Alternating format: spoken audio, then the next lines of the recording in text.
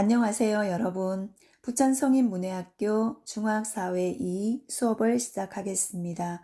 우리는 지난 시간까지 일단은 인간과 환경에서 첫 번째 기후와 생활, 두 번째 자연재해, 세 번째 환경오염에 대해서 모두 공부하였습니다. 그래서 오늘은 지금까지 배운 내용을 복습해 보기로 하겠습니다. 그럼 여러분, 우리 교과서 14쪽을 펴시기 바랍니다. 네, 여기가 14쪽인데요. 정리 콕콕. 글씨를 조금 키워보겠습니다. 잘 보이시죠? 네, 1. 우리나라는 대륙과 해양의 영향을 모두 받아 기후 변화가 나타난다. 대륙은 육지를 말하죠. 땅이에요, 땅. 해양은 바다를 말합니다. 우리나라는 북쪽으로 대륙과 연결되어 있고, 그 다음 동쪽, 서쪽, 남쪽으로는 바다와 접해 있죠. 그래서 동서남 3면이 바다로 둘러싸인 나라입니다. 그리고 바다 쪽으로 튀어나와 있는 땅을 반도라고 한다고 했죠. 그래서 우리나라를 한반도라고 부르죠. 반도 국가예요. 바다 쪽으로 땅이 튀어나와 있는 그런 반도 국가이다. 다음 2. 최근에는 지구 온난화로 이상기후가 나타나기도 한다. 지구 전체의 온도가 올라갔어요. 이것은 우리의 잘못인데 우리가 너무도 많은 에너지를 쓰죠. 여름에는 에어컨을 켜고 그 다음에 겨울에는 난방시설 때문에 지구 전체의 온도가 올라갔습니다. 따라서 지금까지의 기후가 아니라 새로운 기후, 생각지 않은 예상 외의 기후가 나타나기도 하죠. 그것을 이상기후라고 해요. 그러면 우리나라에서도 우리나라는 원래 동해안에 눈이 많이 와요. 근데 어느 해는 그 반대인 서해에 눈이 너무 많이 와서 서해는 평야지대죠. 그래서 비닐하우스 같은 게 너무 많은데 눈이 너무 많이 와서 비닐하우스가 다 무너져서 많은 피해를 입기도 하고 그 다음에 우리나라 겨울에는 사만사온이라고 해서 3일이 추우면 4일은 따뜻한 그런 사만사온 현상이 나타났는데 요즘은 그런 현상이 나타나지 않고 있어요. 날씨를 예측하기가 너무도 어렵죠. 그래서 이런 지구 온난화로 인해서 이상기후가 나타나기도 합니다. 다음 3. 우리나라 겨울에는 시베리아 기단의 영향으로 시베리아 기단에서 춥고 건조한 바람이 불어오고 시베리아는 러시아의 북쪽이죠. 거의 북극에 가까운 그러니 북극은 굉장히 추운 곳이잖아요. 그러니 춥고 추운 바람이 불어오겠죠. 그래서 러시아의 북쪽에 아주 추운 지방에서 있는 추운 지방이 시베리아인데 시베리아 기단에서 춥고 건조한 바람이 불어와요. 그래서 우리나라 겨울은 아주 춥습니다. 봄에는 양쯔강 기단의 영향으로 양쯔강은 중국에 있는 강이죠. 그래서 중국 쪽에서 바람이 불어온다는 거예요. 양쯔강 기단의 영향으로 따뜻하고 건조한 바람이 불어온다. 그래서 우리나라 봄은 따뜻하죠. 그런데 중국 쪽에서 바람이 불어오니 우리나라 봄에 중국의 어떤 모래바람, 거기다가 각종 오염된 물질까지 포함해서 모래바람이 우리나라 쪽으로 불어와서 황사현상이 일어나죠. 우리나라 봄에는 황사현상이 일어난다. 다음 4. 여름에는 북태평양 기단의 영향으로 덥고 습한 바람이 불어온다. 우리나라 여름은 매우 더운데요. 우리 지구에서 한가운데를 지나가는 선을 영도라고 하고 위도 영도라고 하고 적도라고 하죠. 네, 여기는 1년 내내 아주 더운 곳인데 우리나라가 여기 정도 있어서 이쪽에서 바람이 불어옵니다. 그러니 여름에는 더운 지역에서 바람이 불어와서 아주 덥고 습한 바람이 불어오겠죠. 그래서 여름은 덥습니다. 다음 가을 오호츠크의 기단의 영향으로 이건 일본 쪽이죠. 일본 쪽에서 불어오는 바람 서늘하고 건조하다. 그래서 가을은 시원하죠.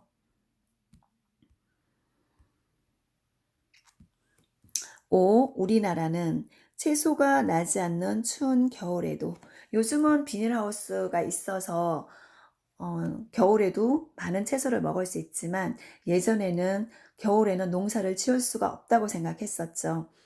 그래서 겨울에 우리 조상들은 겨울에 채소를 먹기 위해서 김장을 해 두었다가 겨울 내내 먹었어요. 그래서 김장 문화가 발달되었다. 그러면 우리나라 북쪽이 춥기 때문에 북쪽부터 김장을 시작하겠죠. 그래서 북쪽이 제일 먼저 시작해서 점점 남쪽으로 내려오면서 김장을 해서 겨울 내내 채소를 섭취할 수 있었습니다. 다음 우리 조상들은 추운 겨울을 극복하기 위해 온돌은 방바닥을 따뜻하게 하는 난방시설이죠. 서양은 바닥을 따뜻하게 하지 않고 온풍기라든가 공기를 따뜻하게 하는 난방시설인데 우리는 방바닥을 따뜻하게 하는 난방시설이에요. 이것이 온돌이죠. 우리 조상들의 지혜를 엿볼 수 있는 부분입니다. 우리의 발명품이에요. 온돌은. 다음, 더운 여름을 극복하기 위해서는 대청마루, 우리 한옥에는 대청마루가 있죠. 특히 남쪽 지방은 덥기 때문에 대청마루를 꼭 설치를 했었어요.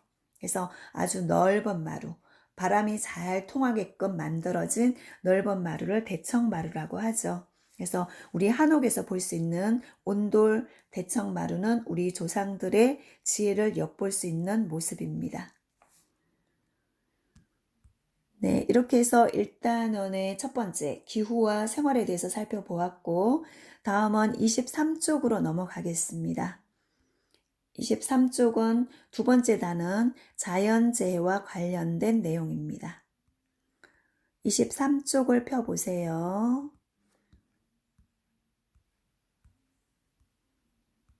네, 조금 더 가야 되겠죠?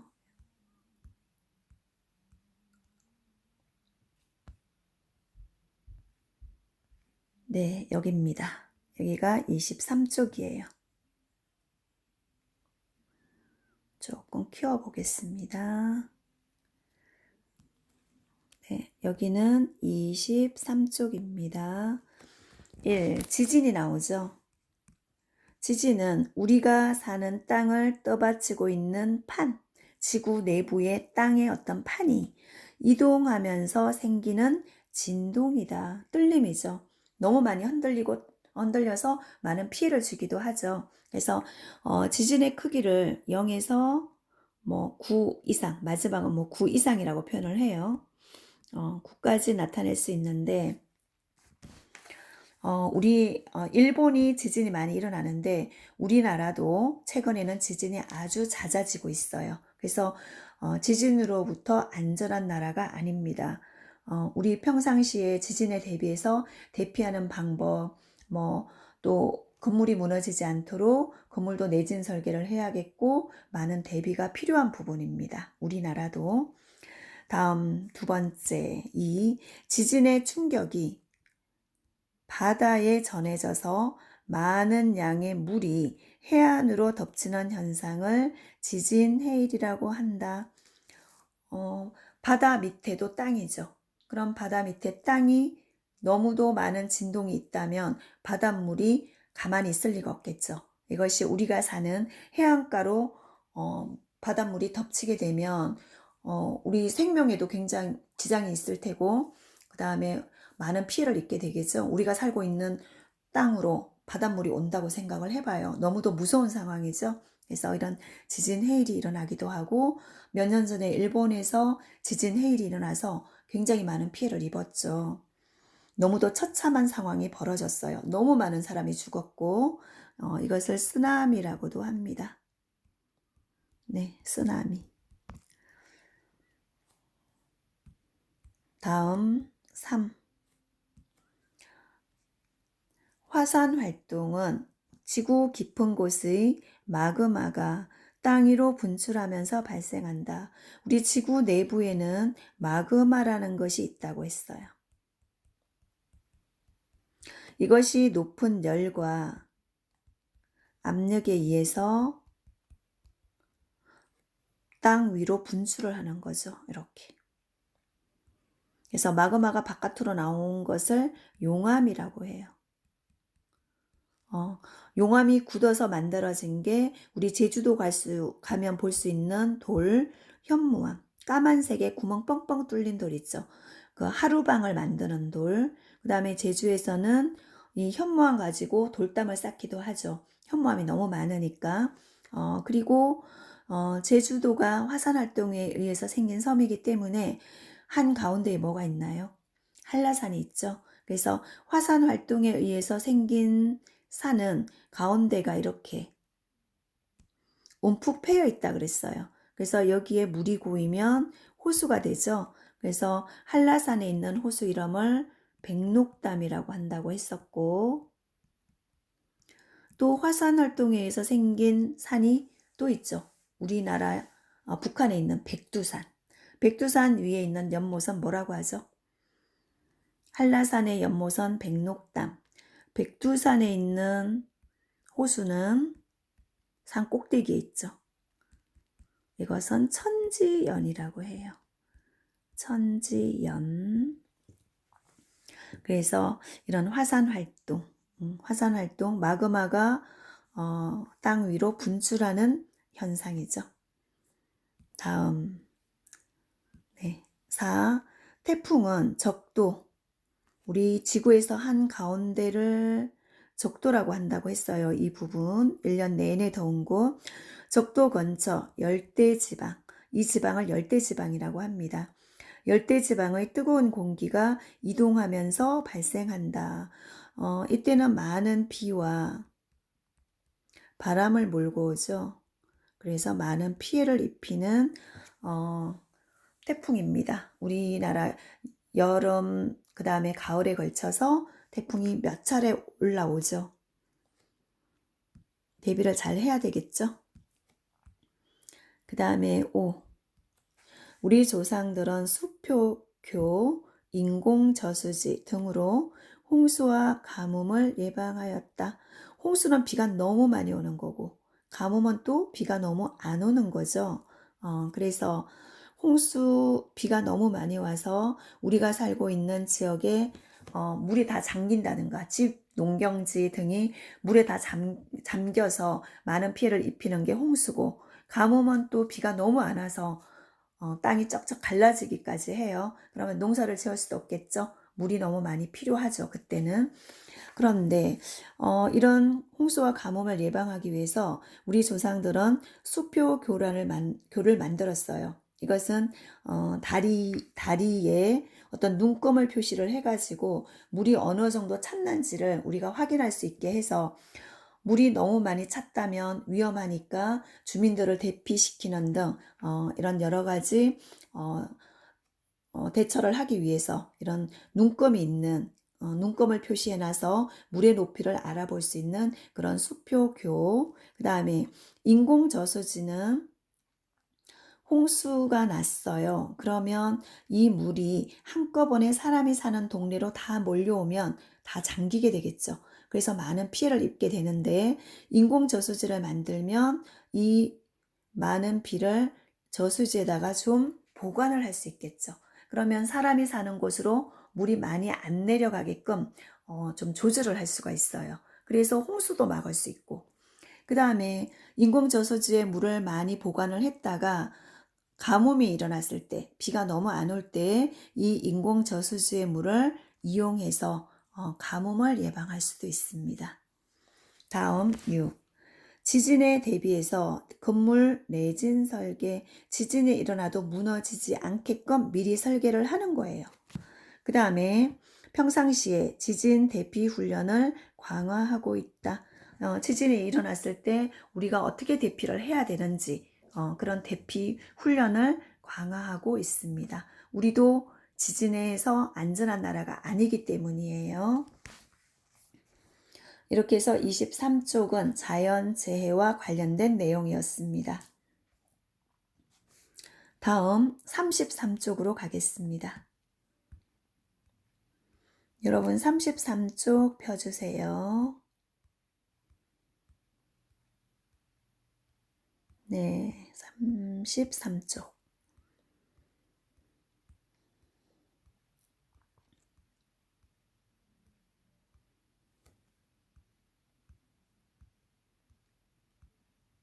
네, 여기입니다.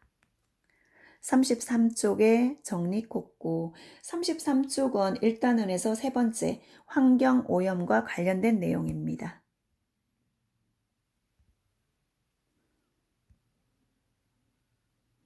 네.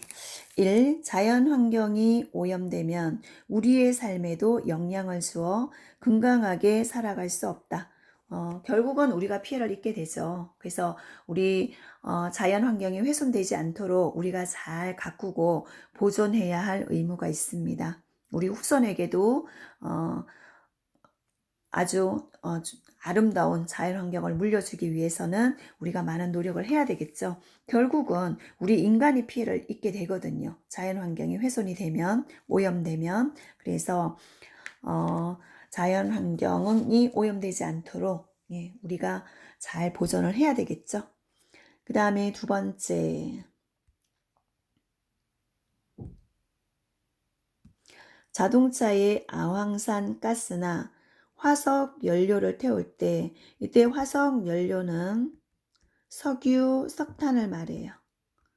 석유와 석탄을 화석 연료라고 합니다. 근데 이런 화석 연료를 태우면 이산화탄소가 나와요.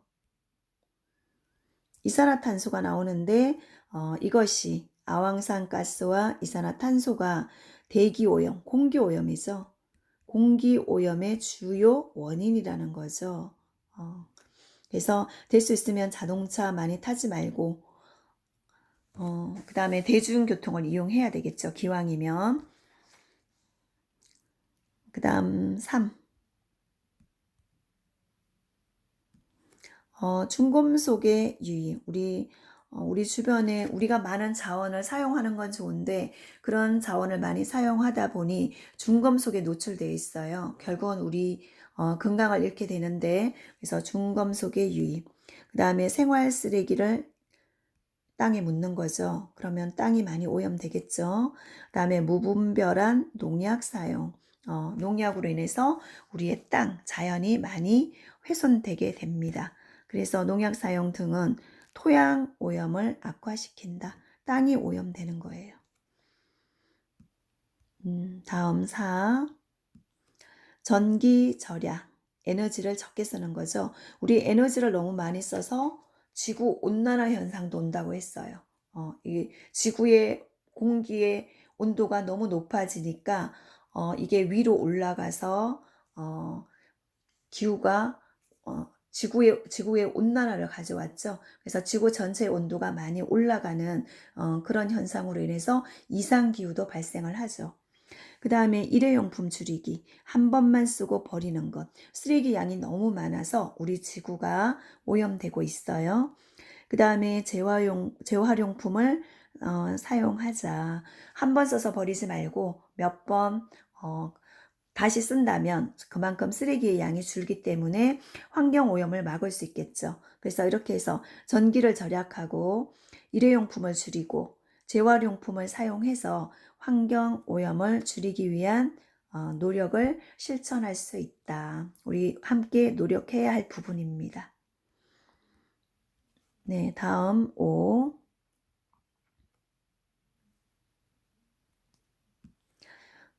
대기오염, 공기오염이죠. 대기오염과 같은 환경오염 문제는 대기오염은 한 나라에만 머물러 있지 않죠. 우리 중국에서 황사가 오듯이 중국에서 우리나라로 황사가 오듯이 공기는 이동을 해요. 그래서 대기오염과 같은 환경오염 문제는 국가 간 환경 협약을 맺어서 지속적으로 함께 노력해야 한다. 한 나라만의 문제가 아니라는 거죠. 여러 나라가 서로 약속을 해서 환경에 관한 약속을 해서 협약을 맺어서 지속적으로 함께 노력해야 한다. 그래서 한 나라만 해결할 수 있는 부분이 아니라는 거죠. 이렇게 해서 환경 오염 부분까지 한번 정리를 해 보았고요. 그 다음에 다음 쪽으로 한번 넘기시면 태풍 생각 넓히기, 네, 34쪽입니다.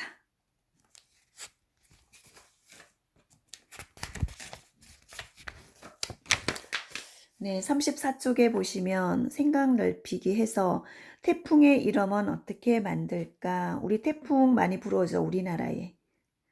여름 끝자락, 가을, 초가을에 태풍이 많이 불어오는데 많은 비와 바람을 몰고 와서 우리에게 많은 피해를 주고 가는 게 태풍이에요. 근데 태풍마다 이름이 있었죠. 여러분 생각나시는 태풍 이름 있나요? 최근에? 그럼 한번 보겠습니다. 태풍의 이름은 어떻게 만들까? 태풍에 처음으로 이름을 붙인 것은 호주의 기상 예보관들이었다. 그 당시 호주 예보관들은 자신이 싫어하는 정치가의 이름을 붙였대요. 자기가 싫어하는 정치가의 이름을 붙였다. 제2차 세계대전 이후 미 공군과 해군에서 공식적으로 태풍 이름을 붙이기 시작했는데 이때 예보관들은 자신의 아내나 애인의 이름을 사용했다.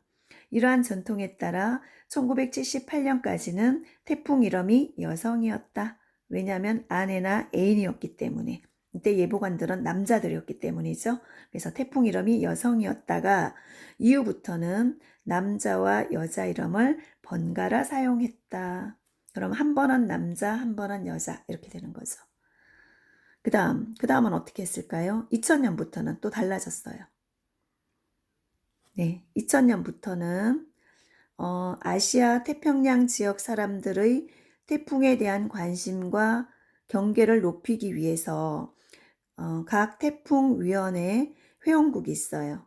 회원국이 제출한 이름을 사용하고 있다.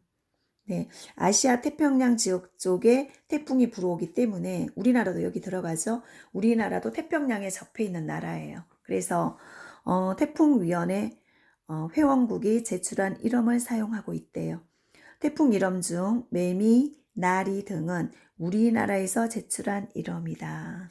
그래서 우리나라도 태풍위원회 회원국인 거죠. 그래서 매미, 나리 여러분 생각나시죠? 이것은 우리나라에서 제출한 태풍의 이름입니다. 그 다음 35쪽 한번 보세요. 창의적 체험활동. 지진이라든가 뭐 태풍이라든가 뭐 이런 자연재해가 있을 때 네, 자연재해를 예방하기 위한 탐구 노터 1. 긴급 자연재해가 발생했을 때 활용할 수 있는 자신의 비상 연락망과 의료 정보를 적어 봅시다. 이것을 미리 적어 놓는다면 우리 자연재해로 인해서 피해를 봤을 때 활용할 수 있겠죠. 그래서 먼저 이름 적으시고 이름 석자 적으세요. 적어 보세요. 그 다음에 주소 적으시고 네, 부천시 해서 여러분 주소 한번 적어 보세요. 네, 주소 한번 적어 보시고 그 다음에 긴급 연락처가 있는데 나의 전화번호 먼저 하나 적고요. 첫 번째. 두 번째는 나의 가장 가까운 가족의 전화번호도 하나 적어 보세요. 연락을 할 수 있게. 그 다음에 혈액형. 내가 혈액형이 무슨 형인지, A형인지, B형인지, AB형인지. 네, 세 가지 중에 하나 적을 수 있겠죠? A형, B형, AB형. O형 있죠? O형. 네 가지예요. O형. 그러면 혹시나 자연재해로 인해서 내가 다치는 경우가 있겠죠. 그러면 수혈을 해야 하는 경우가 생겼을 때 내 혈액형을 미리 적어 놓았다면 빠른 시간 안에 수혈을 받을 수 있는 그렇게 활용할 수가 있습니다. 그 다음에 현재 앓고 있는 질병, 내가 어떤 병을 앓고 있는지, 그러면 굉장히 위급한 상황에서 이 정보를 활용할 수 있겠죠. 다음, 자신이 알고 있는 지진 대피 요령을 모두 적어 봅시다. 지진이 일어났을 때 어떤 방법으로 대피를 해야 하는지, 우리 이거 평상시에 사실은 좀 알고 있어야 돼요. 우리도 지진으로부터 안전한 나라가 아니라고 했죠. 그래서 만에 하나 지진이 일어났을 때 우리가 어떻게 대피를 해야 되는지, 그러면 우리 한번 생각나는 대로 한번 적어 볼까요? 우리가 집 안에 있을 때, 가정 안에 있을 때, 집 안에 있을 때는 어떻게 해야 될까요? 먼저 두 손으로 머리를 감싸고, 왜냐하면 머리가 다칠 수 있기 때문에 두 손으로 머리를 감싸고,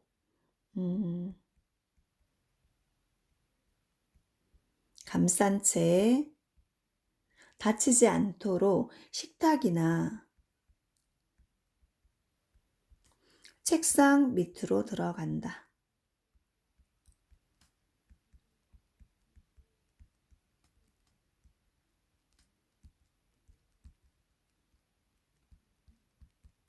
책상 밑으로 들어간다. 이게 첫 번째 할 일이고요. 두 번째는 전기나 가스가 흔들려서 굉장히 위험할 수 있겠죠. 그래서 너무 많이 흔들릴 때는 일단 내가 먼저 피하고, 이제 조금 멈추는 시간에 빨리 전기, 가스를 잠궈야죠. 네, 가스 밸브를 잠근다.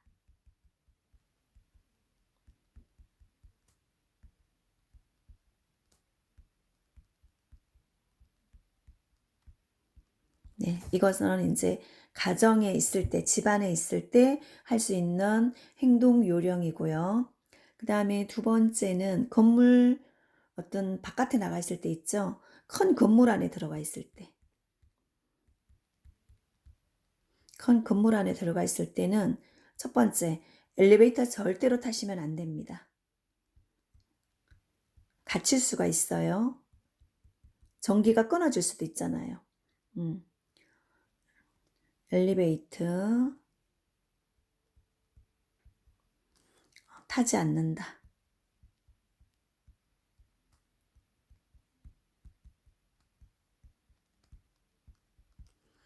혹시 엘리베이터에 타고 있다고 하더라도 전층의 그 번호를 다 눌러서 제일 빨리 내릴 수 있는 곳에서 내리셔야 합니다. 그 다음에 그래서 항상 계단으로 이동해야 돼요. 계단으로. 엘리베이터 사용하면 안 되고 계단으로 이동한다. 그 다음에 이제 건물 바깥에 나오게 되면요. 건물 밖에서는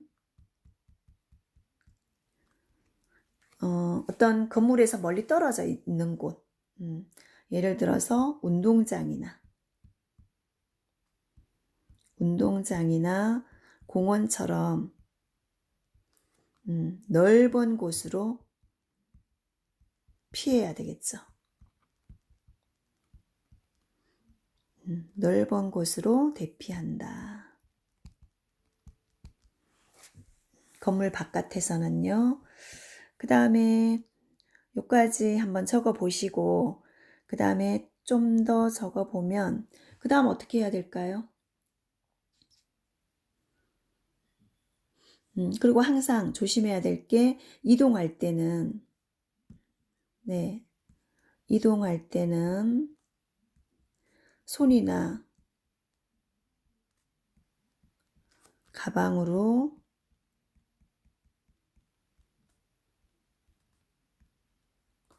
머리를 감싸고 이동해야 되겠죠.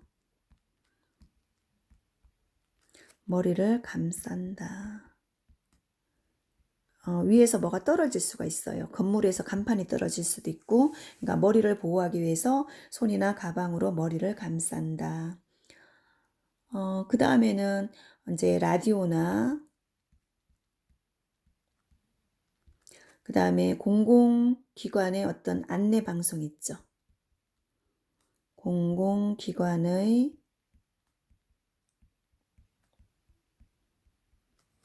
안내 방송에 따라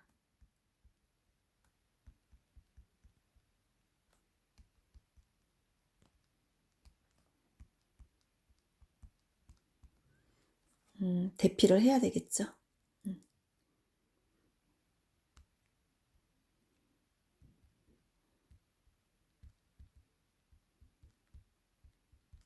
그래서 평상시에 우리 지진이 일어났을 때 우리가 어떻게 대피해야 되는지 이런 요령을 좀 알아놓고 잘 한번 적어 보시고 평상시에 좀 알아놓으면 좋겠죠.